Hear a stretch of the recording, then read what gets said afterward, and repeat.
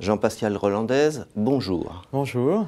Vous êtes le gérant de Ulysse LT Funds European General.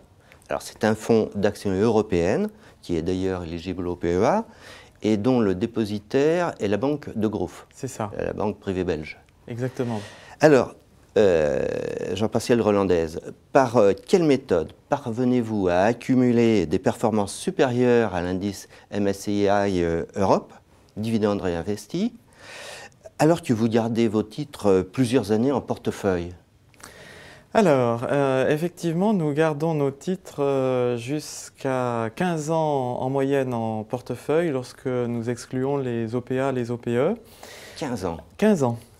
C'est sur base certifiée sur un track record de plus de 10 ans. Donc, pour surperformer l'indice dans ces conditions, ça demande une très grande sélectivité lors de la mise en portefeuille. Et cette très grande sélectivité se focalise en particulier sur la croissance de l'excédent brut d'exploitation des sociétés.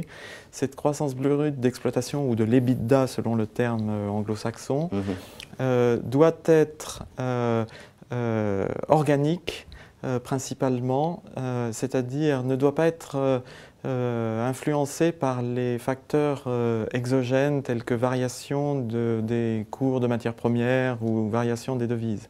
C'est vraiment la croissance à structure comparable de cet EBITDA ou excédent brut d'exploitation qui nous intéresse. Cette croissance doit de plus être suffisante pour rémunérer le risque pris en investissant sur une action, qu'elle soit large cap, mid cap ou small cap, puisque le risque de ces trois catégories d'actions, par exemple, est très différent l'un de l'autre. Oui, donc vous faites partie des gérants qui tablaient sur la création de valeur par les entreprises et non pas par vous-même.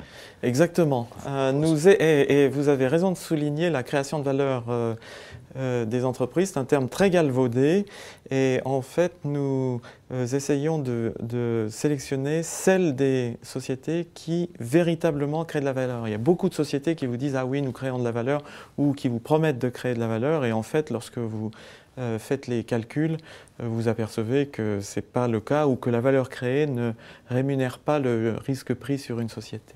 Mais vous allez très loin dans la sélection, puisque votre portefeuille, j'ai vu, comporte 28 valeurs, 30 au maximum. Alors, dans ces cas-là, même en prenant des valeurs qui vont bien monter à terme, est-ce que votre portefeuille n'est pas trop sensible aux effets de cycle boursier? Alors, notre portefeuille est pleinement investi, c'est-à-dire qu'il est investi à 98% en moyenne, donc inévitablement il sera sensible au marché. Cependant, et nos clients le comprennent très bien, nos clients nous confient des fonds pour gérer des actions et ils décident, eux, de l'allocation d'actifs entre actions, obligations et autres. Oui, c'est un fonds pur. C'est un fonds pur action, exactement. En revanche, ce fonds s'avère régulièrement et sur longue durée moins volatile que le marché, de l'ordre de 10% lorsque l'on mesure cette volatilité sur base hebdomadaire. C'est-à-dire que lors des fortes baisses, il amortit les baisses et lors des fortes hausses, il suit la hausse du marché un peu plus lentement, mais arrive toutefois à progresser autant, voire plus que le marché.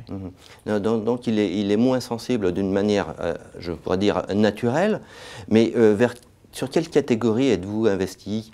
Parce que finalement, parfois, on peut faire un portefeuille peu volatile avec des toutes petites valeurs, puisqu'il n'y a pas beaucoup de transactions. C'est vrai, encore que lorsqu'il y en a, elles sont parfois très volatiles et après qu'il y ait eu une longue période sans transaction, il peut y avoir de forts écarts. Structurellement, le cœur du portefeuille est investi en large cap défensif. défensive, pardon. Large cap défensive pour asseoir la performance du portefeuille ou la régularité de la performance du portefeuille et pour, disons, en diminuer la volatilité. En revanche, un tiers du portefeuille est investi en mid et small cap qui, elles, tonifient la performance et augmente un petit peu sa volatilité.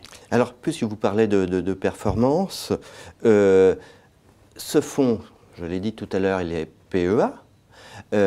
Alors, est-ce que c'est un fonds qui est bien positionné pour bénéficier de la croissance économique compte tenu de son positionnement sur l'Europe? Alors effectivement, je pense que le grand piège des années à venir pour l'investissement en actions, c'est de subir ce que je crains être une croissance économique européenne atone, c'est-à-dire compte tenu des contraintes sur les finances publiques et compte tenu des taux de chômage élevés que les économies connaissent actuellement, on devrait avoir une croissance économique d'environ 1,5%, ce qui n'est jamais très favorable aux actions. Donc nous avons positionné ce portefeuille pour éviter ce piège. D'une part en systématiquement cherchant des sociétés qui ont un avantage compétitif durable sur les 5 prochaines années, ce qui n'est pas si fréquent. Deuxièmement, en favorisant, en augmentant par rapport à l'indice la part des mid et small cap, c'est-à-dire l'indice européen en détient 15%, le portefeuille en détient le double, c'est-à-dire environ un tiers du portefeuille. Nous cherchons aussi des sociétés dont le résultat opérationnel provient, ou la croissance du résultat opérationnel provient assez largement des pays émergents, en particulier des pays de l'Europe de l'Est, puisqu'il s'agit d'un portefeuille européen.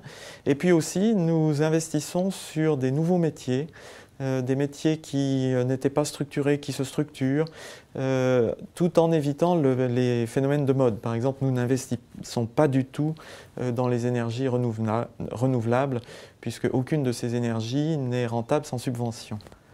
Oui, c'est ce qui évidemment et fragilise. Aujourd'hui, compte tenu des finances publiques dégradées, le montant des subventions dédiées à ces énergies renouvelables ou nouvelles ou bio devrait se réduire comme une peau de chagrin et la croissance de ces sociétés n'est pas du tout pérenne. Jean-Pascal Rollandez, je vous remercie d'avoir répondu aux questions du Journal des Finances. Merci beaucoup et au plaisir.